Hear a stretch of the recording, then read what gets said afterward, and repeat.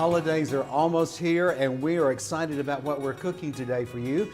We're in one of the McDowell property homes, and all these beautiful appointments you're seeing are from the Kitchen Store and More, and this is also sponsored by 501 Life.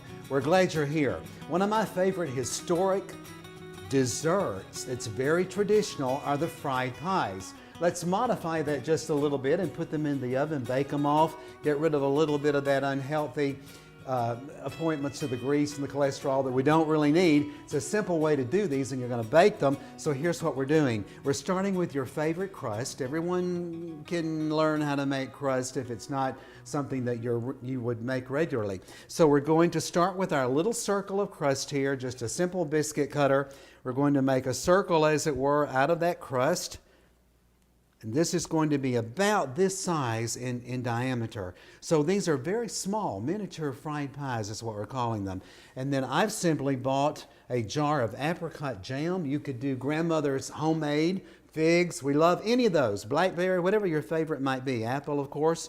And just put a little bit in the middle of your crust. Then fold that crust over. And if you're a champion crimper, you can come along and crimp this edge, make a nice little scallop there, just like I'm doing.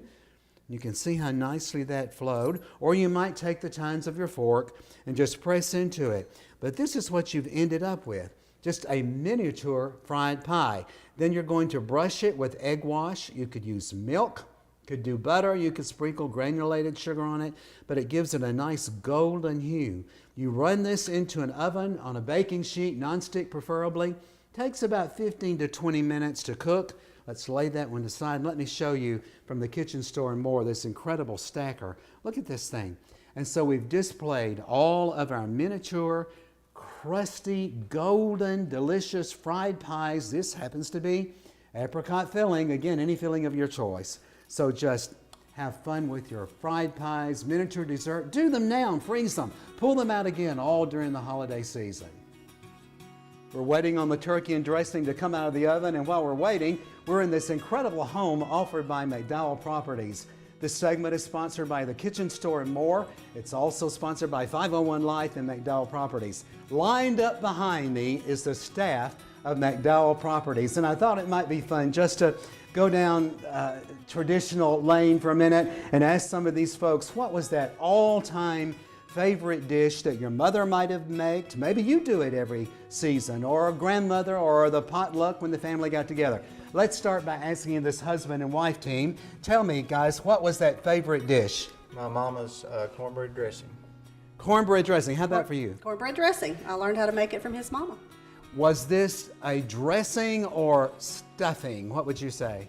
I never heard the word stuffing until I was about 18 or 19 years old and was in the Air Force. So incredible. So cornberry, eggs? Dressing, well, yes, and I put biscuits in mine too, and I cook my bread a couple of days ahead of time.